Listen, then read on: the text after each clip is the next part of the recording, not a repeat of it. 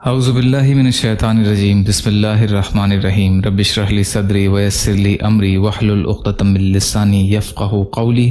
29 رمضان المبارک اسلامی تاریخ، حجۃ الوداع میں حضور صلی اللہ علیہ وسلم کا تاریخی خطبہ۔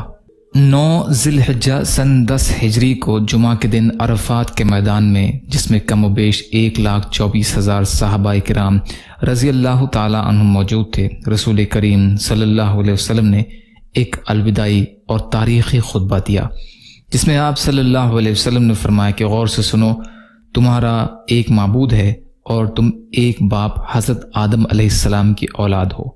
سب مسلمان بھائی بھائی ہیں، کسی کو کسی پر بڑائی حاصل نہیں مگر جن کے اعمال نیک ہوں۔ اور سنو، عورتوں کے بارے میں اللہ تعالیٰ سے ڈرتے رہنا، تم دونوں کا ایک دوسرے پر حق ہے، تمہارا خون اور تمہارا مال ایک دوسرے پر حرام ہے۔ دیکھو میرے بعد گمراہ نہ ہو جانا کہ ایک دوسرے کو قتل کرنے لگو۔ میرے بعد تمہارے لیے اللہ تعالیٰ کی کتاب اور میری پیروی سیدھا راستہ ہے، اگر اس پر مضبوطی سے قائم رہو گے تو کبھی گمراہ نہ ہوگے۔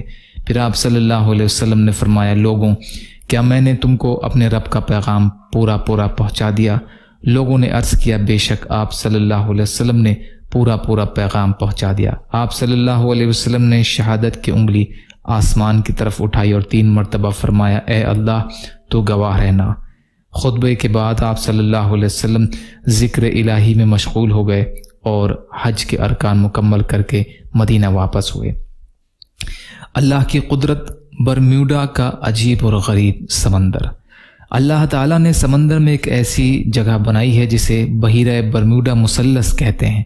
اس سمندری علاقے کے متعلق بڑی عجیب بات یہ ہے کہ اس میں کوئی ہوائی جہاز، پانی کا جہاز وغیرہ جاتا ہے تو وہ غائب ہو جاتا ہے۔ کئی دفعہ تو ایسا ہوا کہ اس کے پاس سے گزرنے والے جہاز میں آگ لگ گئی جس سے وہ جل کر راکھ ہو گیا۔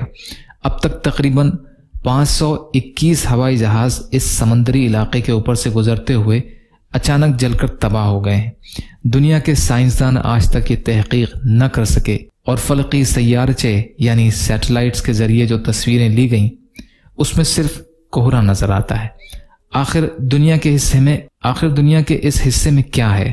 یقیناً انسان کو اللہ تعالیٰ کی قدرت کے آگے گھٹنے ٹیکنے ہی پڑتے ہیں اور یہ ماننا ہی پڑتا ہے کہ پوری کائنات کا چلانے والا اللہ ہے۔ ایک فرض کے بارے میں صدقہ فطر کس پر واجب ہے؟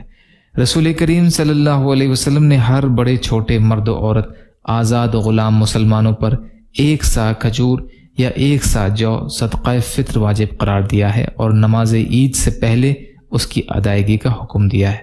بخاری کی روایت ہے، ابن عمر رضی اللہ عنہ راوی ہیں۔ ایک سنت کے بارے میں تکبیر کہتے ہوئے عیدگاہ جانا۔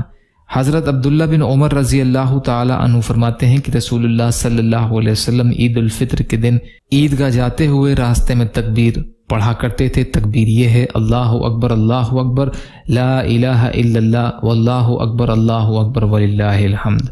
سنن دار قطنی کی روایت ہے۔ یہ ایک اہم عمل کی فضیلت، انعام کی رات۔ رسول کریم صلی اللہ علیہ وسلم نے فرمایا، جب عید الفطر کی رات ہوتی ہے تو اس کا نام آسمانوں پر لیلۃ الجائزہ یعنی انعام کی رات سے لیا جاتا ہے، اور جب عید کی صبح ہوتی ہے تو حق تعالی شانہ فرشتوں کو تمام شہروں میں بھیجتے ہیں۔ وہ زمین پر اتر کر تمام گلیوں اور راستوں کے سروں پر کھڑے ہو جاتے ہیں اور ایسی آواز سے جس کو جنات اور انسان کے علاوہ ہر مخلوق سنتی ہے، پکارتے ہیں کہ اے محمد صلی اللہ علیہ وسلم کی امت، اس کریم رب کی بارگاہ کی طرف چلو جو بہت زیادہ عطا فرمانے والا ہے اور بڑے سے بڑے قصور کو معاف کرنے والا ہے۔ بیہقی فی شعب الایمان، ابن عباس رضی اللہ عنہ راوی۔ ایک گناہ کے بارے میں حرام مال سے صدقہ کرنا۔ رسول اللہ صلی اللہ علیہ وسلم نے فرمایا، جس نے حرام مال جمع کیا پھر اس میں سے صدقہ کیا تو اجر اور ثواب کے بجائے الٹا وبال ہوگا۔ مستدرک کی روایت ہے، ابو ہریرہ رضی اللہ عنہ راوی ہیں۔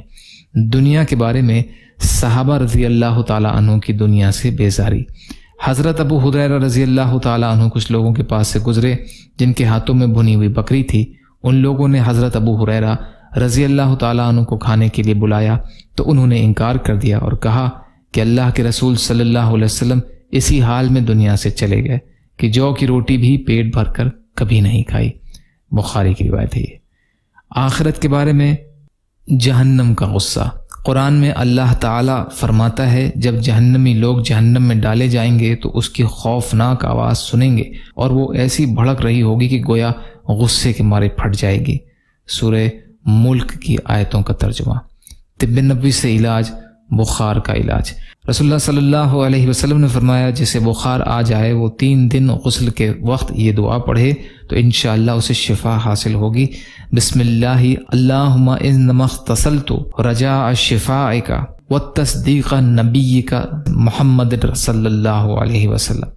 اے اللہ میں نے تیرے نام سے غسل کیا شفا کی امید کرتے ہوئے اور تیرے نبی صلی اللہ علیہ وسلم کی تصدیق کرتے ہوئے۔ ابن ابی شیبہ کی روایت ہے، مکحول رضی اللہ عنہ راوی ہیں۔ یا اللہ ہم سب کو کہنے سننے سے زیادہ عمل کی توفیق عطا فرما۔ یا اللہ جو مظلوم ہیں، پریشان حال ہیں، بیمار ہیں، قرض میں ہیں، بے روزگار ہیں، محتاج ہیں، ان کی مدد فرما۔ یا اللہ جو دنیا سے ایمان کی حالت میں چلے گئے ان کی مغفرت فرما۔ یا اللہ رمضان کریم کا حق ادا کرنے والا بنا، صبر و شکر اور اچھی طرح عبادت کرنے والا بنا۔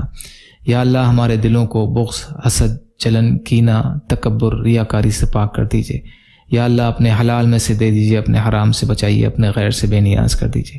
جو مانگا وہ بھی عطا کر دیجئے، جو بھول گئے ہوں اپنے فضل و کرم سے عطا فرمائیے، اپنے شایان و شان عطا فرمائیے برحمتک یا ارحم الراحمین۔ لا الہ الا اللہ محمد رسول اللہ۔ السلام علیکم۔